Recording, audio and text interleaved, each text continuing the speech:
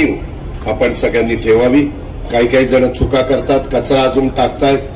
कृपा करून ज्या गोष्टी केलेल्या आहेत, जनावरं चरायला सोडतायत, मी त्यांना सगळ्यांना सांगतो, आता जनावरं कोंडवाड्यात घातली, जर नाही ऐकलं तर कुठला तरी जाऊन बाजारच त्यांना दाखवणार। आणि ते मालक लोक आहेत, त्यांना मी निर्वाणीचा इशारा देतो, ऐकलं तर ठीक, नाही ऐकलं तर मालकांवर केसेस होतील। ज्यांची गाढवं आहेत, ज्यांची जनावरं आहेत, ज्यांचे काही इकडे तिकडे फिरत असतात, तुम्ही तुमच्या दारामध्ये काय बांधायचं ते बांधा, काय खायला प्यायला त्याला घालायचं ते घाला, परंतु काय बारामती ती काही चांगली करतो, ती काही सगळ्यांना मोकळी फिरण्याकरता नाहीये। ज्यांनी राहायचंय, कधी कधी काही मोटरसायकलवाले पण इकडे तिकडे बघतात, हळूच ओव्हरटेक कुठेतरी तिकडे रॉंग साईडने जाण्याचा प्रयत्न करतायत। असा माणूस सापडला तर ते मुलगा किंवा व्यक्ती किती मोठ्या बापाची असली तरी त्याला टायर मध्ये घेऊन असाच जोडायला सांगणार आहे की त्याला 10 पिढ्या आठवल्या पाहिजे।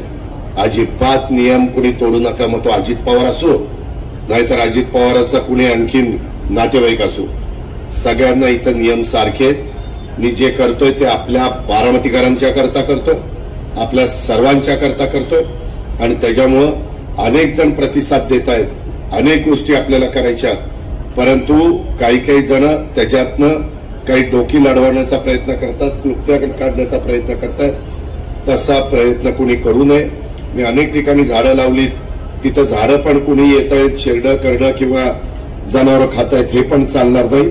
हे आपल्या सर्वांचं शहर आहे, त्याच्यामुळं ह्या सगळ्याच्या सवयी आपण सर्वांनी लावून घेतल्या पाहिजेत।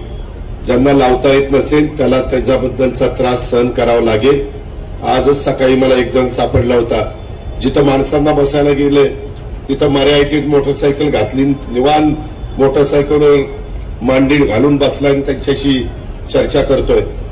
परत गाड्या वळवल्या आणि त्या पोलिसांना म्हणलं, जी गाडी पण जप्त कर मोटरसायकल आणि ह्याला चांगला टायर मध्ये घे, त्याशिवाय सोडू नको। नाही दादा चुकलं नाही, आत्ताही सांगतोय। एवढं ऐकून पण कुणी चुकलं, पेपरवाल्यांनी प्रसिद्धी द्या, टीव्हीवाल्यांनी बाकीच्या बातम्या दाखवतात, तसं जरा ह्या बातम्या दाखवा मी बोललेलो, म्हणजे मग लोकांनाही कळेल। आणि इथं पण रुंद करणार आहे 4 लेन रस्ता, आता मोदीबागेचा ओढा त्याचंही काम काढलेलं आहे।